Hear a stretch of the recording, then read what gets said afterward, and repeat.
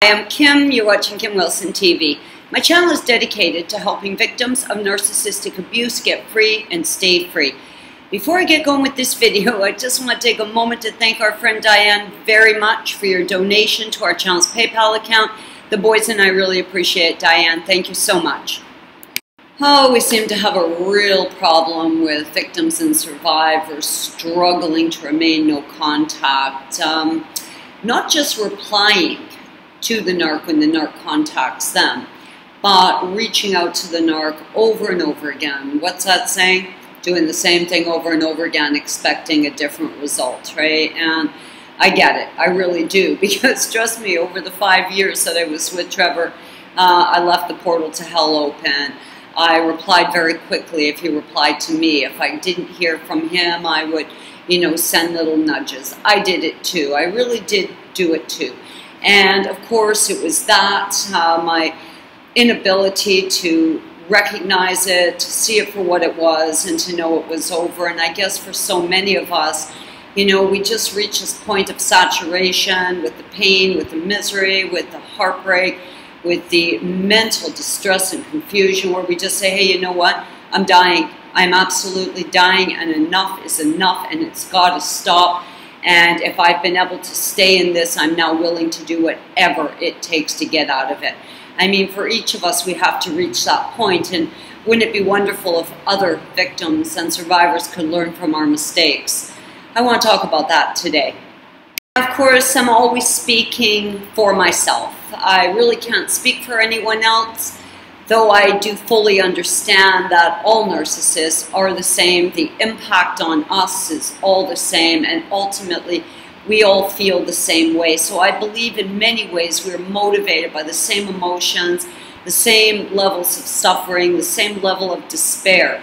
Now, I'm going to say in my case, and I know a lot of people are really unhappy with their behavior today, guys, don't kick yourself, okay? If you have been reaching out to the narc, if you have been, staying in contact, if you just keep getting your ass kicked over and over again, you're feeling stupid, just hold on. I truly do believe there's a lot going on here that is just beyond your control.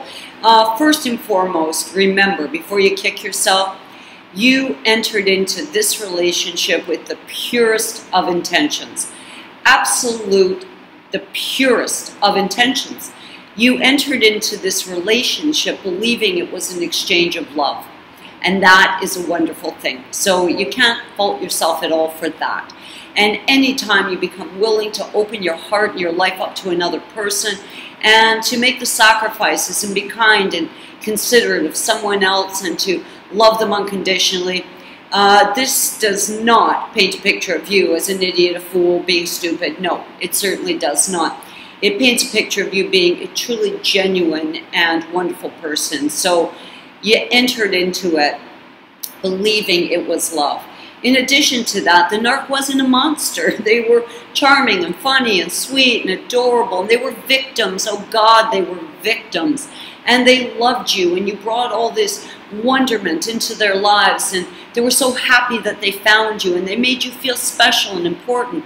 All of that. I mean, really legitimate stuff. You can't be beating yourself up for wanting a piece of that pie.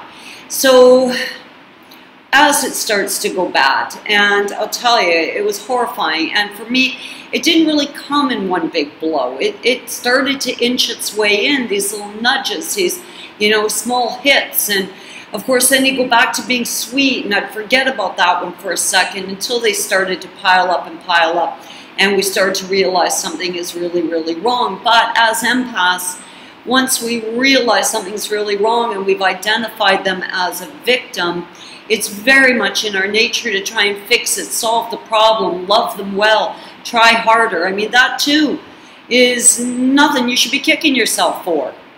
Over and over again, friends here at the channel reach out to me and say, God, Kim, I did it again. I wrote them again. I phoned them again. I called them again. I'm creeping their Facebook, and now I'm just feeling devastated. Why do I keep doing it? Well, I'm going to tell you why I kept doing it.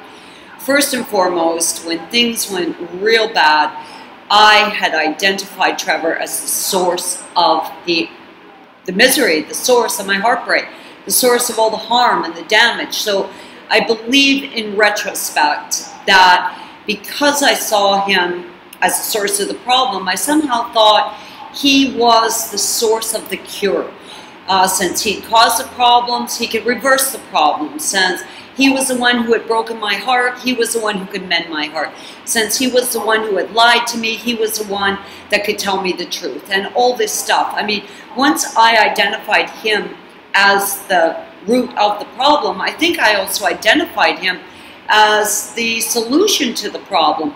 So I kept going back, looking to him for resolution. Well, in retrospect, of course, wow, was I wrong about that. I mean, he was the source of the problem because he wanted to be the source of the problem. He liked being the source of the problem. He didn't want to change that. And even if he did want to change it, he had no capacity to change it. And of course, I didn't understand that at the time. In addition to that, I felt so disrespected, so dishonored. I mean, so shit on, so royally. I wanted validation. And of course, since it was him who had crapped on me, it was him that I was looking to validate me. He was the one who hurt me. It was him I wanted to apologize to me. And even if they do apologize, it's not sincere. So once I had identified him as the source of the pain, I also identified him as the cure to the pain.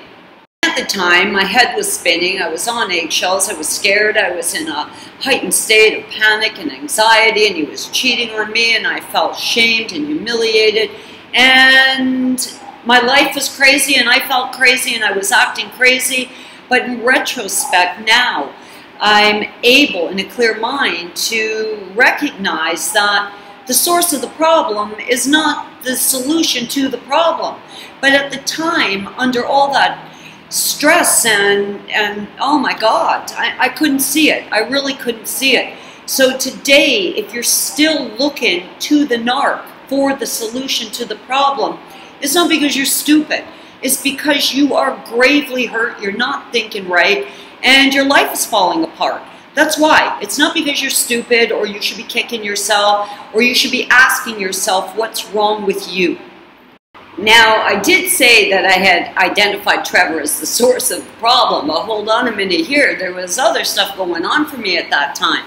I had also been convinced that I was the problem. You know, I'm looking at him thinking, what the hell is he doing? Why is he doing this? But at the same time, there's this narrative in my head. Kim, when did you become such a loser? When did you become such a mess? Why can't you do anything right? Why can't you just love this man right? Why do you keep upsetting him? Like, what is wrong with you, Kim? So there's all this stuff going on. And that's what gaslighting does to someone. It causes you to doubt and question your reality. My reality was that he was the problem. But of course, I was questioning and doubting it and asking myself, what the hell's wrong with me? So there's all this stuff going on that really creates a very, very volatile situation for a victim of narcissistic abuse. Yes, it would be wonderful if you could learn from my mistakes, but unfortunately for each of us, there is that line, there is that point of no return. I will never forget the moment we were in Trevor's garage. I turned around, I caught a glimpse of, oh my God, I don't know what, the mask had slipped off, and what I'd seen behind it absolutely made my blood run cold, and I knew in that moment, whatever that was, I don't want no part of that, and I was done. He could have apologized, he could have changed, he could have done any number of things, and I was done. There was no going back after I saw behind the mask. That was my defining moment, the point of saturation, where I knew nothing else mattered. I'm done, I'm out of here. And it was in that very moment that I started to plan my exit strategy. Now, it took me 7 months to get out, and I worked diligently to get out. It's not always easy leaving, unfortunately, but for each of us, I think there is that defining moment, that moment where you know it's over. You had enough. It doesn't matter if they apologize. You don't care if they're the source of the solution. You know why? Because they were the source of the problem, and it doesn't matter anymore. You don't care if there's some validation for you there. You just don't care anymore, and that's what happened for me, and I know that's happened for many people. And if you are still feeling this obsessive compulsive need to keep reaching out to them and keep reaching out to them, well, the point will come where you just can't do it anymore, and unfortunately you don't get to learn from my mistakes. I wish you could, because you save yourself a lot of misery. If you're struggling with this today, just don't kick yourself, because the narc's already kicking you and you don't need two people kicking you. Be kind to yourself and understand that all of this happened with great intent. You are not to blame. And if you haven't reached your point of saturation yet, well, you haven't reached it yet. And that doesn't make you stupid. It doesn't make you a fool. You don't need to be beating yourself up. Your moment of clarity will come, as it does for so many of us. And yeah, it came for me in that split moment in the garage. Poof, off with the mask. Blech, I was out of there. Of course, I had no idea what was going on, but if you're here at the channel and you're struggling with no contact, you're armed up with some information.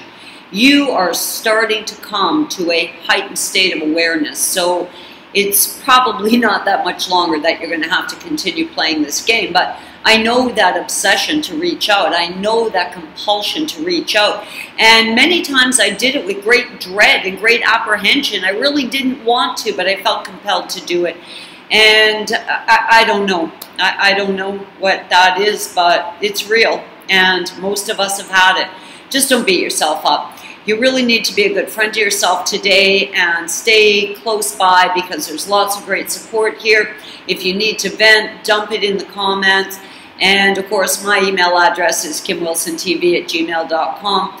I'm always happy to receive your emails. Guys, no contact is easier for some than it is for others. And if you're struggling with it today, it is really just part and parcel of all of the abuse just unraveling. But if you are here, you're getting closer. Yeah, just be kind to yourself today. Guys, I love yous lots. I'm Kim. You're watching Kim Wilson TV, and I hope you're having a great narc-free day.